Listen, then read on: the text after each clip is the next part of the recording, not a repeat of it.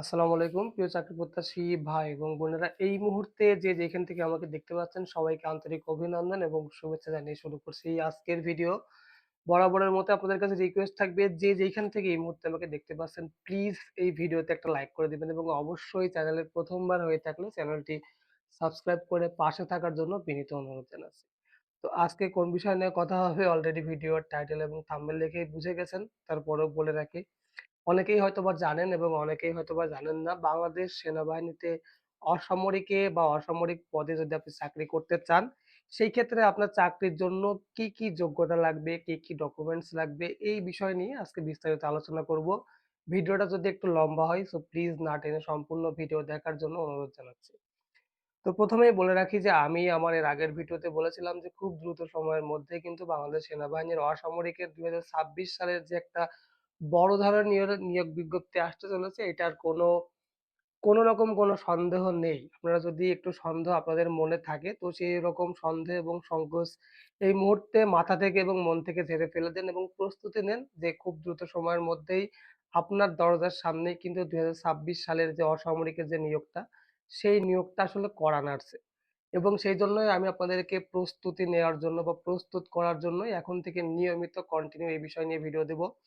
তো ১ম এই আপনাদের জানা উচিত যে অসামরিকের চাকরির জন্য আপনি কি, কি কাগজপত্র আপনার প্রয়োজন, আপনার শিক্ষাগত যোগ্যতা কতটুকু প্রয়োজন, আপনার উচ্চতা কতটুকু দরকার এবং সেই সঙ্গে আপনার শারীরিকভাবে সুস্থ থাকাটা কতটুকু জরুরি এই সমস্ত বিষয় নিয়ে আজকে আলোচনা হবে। তো ১ম এই বলেছি যে ভিডিওটা না টেনে সম্পূর্ণ শেষ পর্যন্ত দেখবেন তাহলে বুঝতে পারবেন।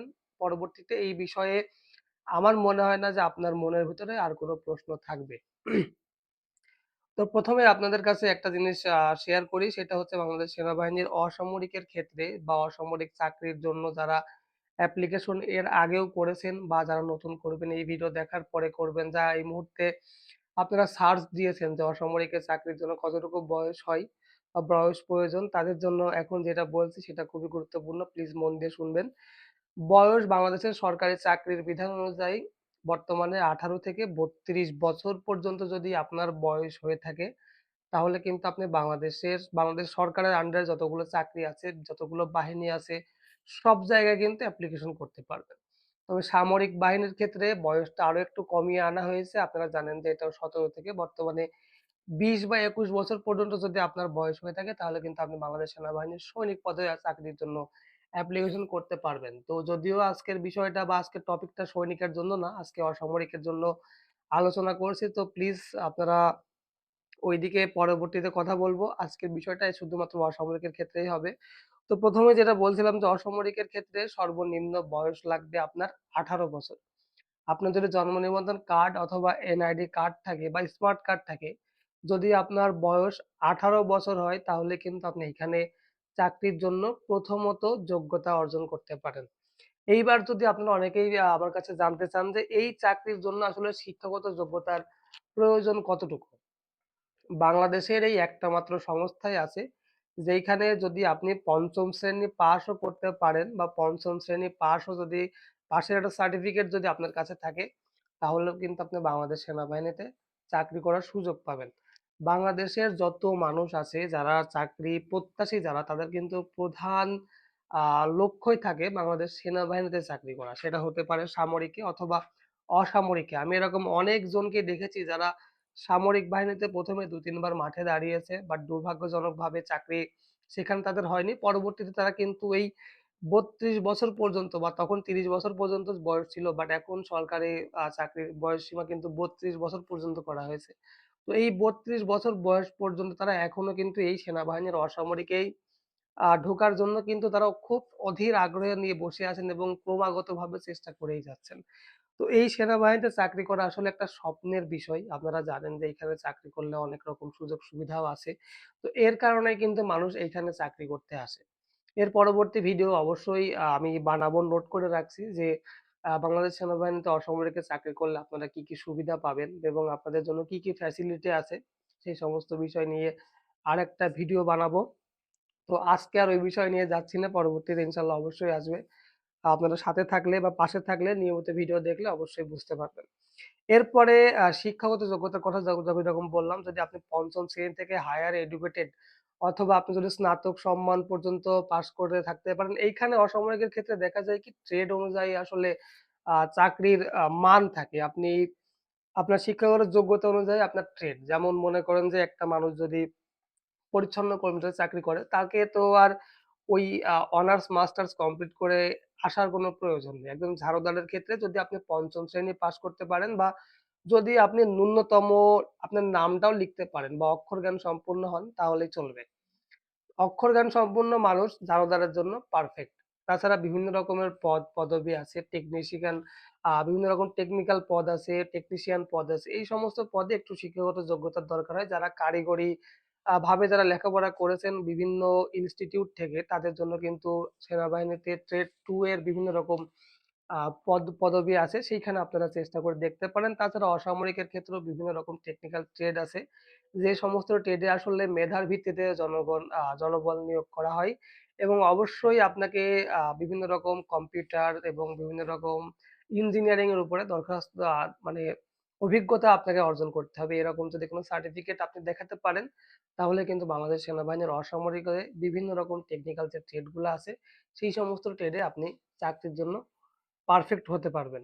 এরপরে হচ্ছে শারীরিকভাবে বা শারীরিক যোগ্যতাটা আসলে সেনাবাহিনীতে সবচাইতে বেশি গুরুত্বপূর্ণ। দেখেন, আপনি যদি অনেক উঁচা লম্বা হন, আপনার হাইট যদি ৫ ফুট ৭, ৮, ১০ ও থাকে, বাট আপনার শারীরিকভাবে যদি অসুস্থ থাকেন, সেই উচ্চতা দিয়ে আপনার আর্মিতে কোনো মাথা ব্যাথা নেই। আপনি শারীরিকভাবে সুস্থ থাকতে হবে, আপনার সুঠাম দেহের অধিকার হতে হবে, আপনার চেহারা এখানে কোনো রকম কোনো আ বা ফেলবে না। আপনার চেহারার কোনো প্রাধান্য এখানে দেখা হবে না। আপনি পরিশ্রম করতে পারেন, আপনি শক্তিশালী, আপনার চেহারা কালো হোক, ফর্সা হোক, আপনি দেখতে সুন্দর হন, কুৎসিত হন, এইখানে এইটার কোনো ব্যাপারই নেই। আপনি জাস্ট আপনাকে যে কাজটা দেয়া হবে বা আপনাকে যে দায়িত্ব দেয়া হবে, এই দায়িত্বটা আপনি যদি ফুলফিল ভাবে পূরণ করতে পারেন বা ফুলফিল ভাবে পালন করতে পারেন, তাহলেই কিন্তু আপনার জন্য এই আর্মিতে ভাত, ডাল সবকিছু ফ্রি। আর তাছাড়া আপনি যদি এখানে শারীরিকভাবে অসুস্থ থাকেন তাহলে ১ম এ থেকেই আপনি মেডিকেলেই বাদ পড়ে যাবেন। তো যাই হোক মেডিকেলের কথা যেহেতু আসলো পরবর্তী ভিডিওতে বা তার পরের ভিডিওতে অবশ্যই মেডিকেল নিয়ে একটা ভিডিও বানাবো। যে অসামরিক মেডিকেল আসলে কি, কি দরকার হয়? কি, কি যোগ্যতা আপনার থাকতেই হবে এই সমস্ত বিষয় নিয়েই হবে। এবং আরেকটা বিষয় আমি আপনাদেরকে একটু খোলামেলা করে বলতে চাই যে অনেকেই হয়তোবা চিন্তা করেন যে সৈনিকের মাঠে আপনারা ৫ ফুট ৬ ইঞ্চি না হলে তো আর চাকরি হয়নি। যদিও এইবারের যে সৈনিকের নিয়োগটা হয়েছে সেইখানে উচ্চতার প্রয়োজন ছিল মাত্র ৫ ফুট ৫ ইঞ্চি। তো অনেকেরই উচ্চতা আছে ৫ ফুট ৪ ইঞ্চি, ৩ ইঞ্চি। আপনারা হয়তোবা কনফিউজড হয়ে যান যে আমার উচ্চতা তো ৫ ফুট ৫ ইঞ্চি না। তাহলে কি আমি বাংলাদেশ সেনাবাহিনীর অসামরিকে অ্যাপ্লিকেশন করতে পারবো না? 100% পারবেন। আপনার উচ্চতা যদি ৪ ফুট ৪.৫ ইঞ্চি ৫ ইঞ্চিও হয় সাপোজ, তারপরেও আপনি এখানে চাকরি করার যোগ্যতা রাখেন। তবে শুধুমাত্র কিছু, কিছু ট্রেড আছে যেই সমস্ত ট্রেডে আপনার অবশ্যই উচ্চতার প্রয়োজন হবে। যেমন ফায়ারম্যান, ম্যাস ওয়েটার, আ তারপরে আরো অন্যান্য কিছু টেকনিক্যাল বা কিছু স্পেশাল ট্রেড আছে যে ট্রেডে আসলে উচ্চতার প্রয়োজন হয় এবং ওই সমস্ত ট্রেডে কিন্তু অবশ্যই মিশন আছে। তো ইউএন মিশন যে ট্রেড গুলাতে আছে সেই ট্রেড গুলাতে অবশ্যই আপনার উচ্চতা থাকতে হবে। যেমন বারবার, ধোপা, নাপিত এই সমস্ত ট্রেডে কিন্তু অবশ্যই আপনাকে সর্বনিম্ন ৫ ফুট ২ ইঞ্চি আপনার হাইট থাকতেই হবে। আমার দেখা অনেককে আমি এরকম দেখেছি যাদের এই বারবার বা ধুপি ট্রেড আছে। কিন্তু উচ্চতা ৫ ফুট ২ ইঞ্চির থেকে একটু কম বারবার মিশনের নাম আসে বাট উচ্চতার কারণে তারা যেতে পারে না। তো এইজন্যই বাংলাদেশ সেনাবাহিনীতে যদি আপনি অসামরিকে অ্যাপ্লিকেশন করতে চান বা চাকরি করতে চান সেইখানে কিছু সংখ্যক ট্রেড ব্যতীত আপনাকে কিন্তু অবশ্যই ৫ ফুট ২ ইঞ্চির নিচেও যদি আপনি হন সমস্যা নেই। তবে কিছু ট্রেডের জন্য অবশ্যই আপনাকে ৫ ফুট ২ ইঞ্চির উপরে হতে হবে। অনেকেই ম্যাচ ওয়েটারে অ্যাপ্লিকেশন করেন। ম্যাচ ওয়েটারের চাকরির জন্য কিন্তু অবশ্যই আপনাকে ৫ ফুট ৪ ইঞ্চি সর্বনিম্ন উচ্চতার অধিকারী হতেই হবে। তাছাড়া কিন্তু আপনি কোনোভাবেই ম্যাচ ওয়েটারের চাকরিতে যোগ্যতা অর্জন করতে পারবেন না। তো যাই হোক আজকে এই ছিল আজকের মূল ভিডিও। পরবর্তী ভিডিও দেখার আমন্ত্রণ জানাবো অবশ্যই। এবং সেই সঙ্গে পরবর্তী ভিডিও কোন বিষয়ের উপর জানতে চাচ্ছেন অবশ্যই কমেন্ট করে জানাবেন। আ তো আজকের মতো আমি রাজ এখানেই বিদায় নিচ্ছি। সবাই ভালো থাকবেন, সুস্থ থাকবেন। আল্লাহ হাফেজ।